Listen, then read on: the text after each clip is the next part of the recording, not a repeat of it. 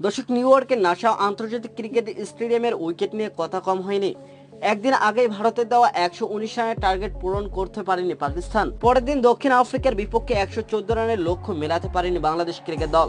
দুই ম্যাচের চিত্রটা প্রায় একই। দর্শক, পাকিস্তান হেরেছে 6 রানে আর বাংলাদেশ হার মেনেছে 4 রানে। শেষ দিকে টাইগার ব্যাটাররা যেন শক্তি হারিয়ে ফেলেন। অনেক চেষ্টা করে কোনো বাউন্ডারি হাঁকাতে পারেনি মাহমুদ রারিয়া, জাকির আলী অনেক। দর্শক, ব্যাটম্যানের করা 17তম ওভারের শেষ বলে স্লোটে পেয়ে দারুণ এক কাভার ড্রাইভে বাউন্ডারি হাঁকিয়েছিলেন তৌহিদ হৃদয়। বাংলাদেশের ইনিংসে সেটি ছিল সর্বশেষ বাউন্ডারি। সে সময় দরকার ছিল 18 বলে টাইগারদের 20 রান। পরের ওভারে তৌহিদ হৃদয় আউট হয়ে গেলে বাকি 18 বলে বাউন্ডারি দেখা পায়নি টাইগাররা। দর্শক, স্বাভাবিকভাবে বাউন্ডারি অভাবে ম্যাচটি হারতে হয় বাংলাদেশকে। দর্শক, দক্ষিণ আফ্রিকার বিপক্ষে আগে কখনো টি-20তে জয় পাওয়া হয়নি বাংলাদেশের।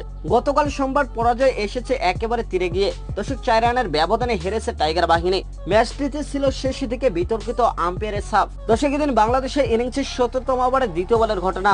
উঠনিয়ান ব্যাটম্যানের বল মাহমুদ রারিয়াদের প্যাডে লেগে বাউন্ডারি পার হয়ে যায়। এর আগে সেই বলে এলবিডব্লিউ এর আবেদন হলে আম্পায়ার তাতে সাড়া দেওয়ায় সেই 4 পাওয়া হয়নি। দর্শক, ওই রানে হারতে হয়েছে টাইগারদের। দিয়ে পরে আম্পায়ারের সিদ্ধান্তের বিরুদ্ধে মাহমুদ রারিয়ার রিভিউ নিলে দেখা যায় সেটি নট আউট। দর্শক, টিভি রিপ্লেতে দেখা যায় বলটি আঘাত করত লেগ স্টাম্পের বেশ বাইরে। তবে আম্পায়ার আগে আউট দিয়ে দেওয়ায় আইসিসির নিয়ম অনুযায়ী সেই 4 রান যোগ হয়নি বাংলাদেশের স্কোর বোর্ডে। দর্শক, ম্যাচ শেষে বিতর্কিত আম্পায়ারিং নিয়ে বাংলাদেশের হয়ে সর্বোচ্চ রান করা তৌহিদ হৃদয় বলেন, সত্যি বলতে এটা গুড কল ছিল, ম্যাচটা টাইট ছিল।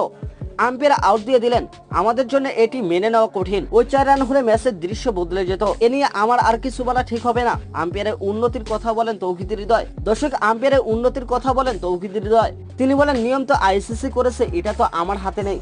কিন্তু ওই 4টা রান আমাদের জন্য অনেক গুরুত্বপূর্ণ ছিল।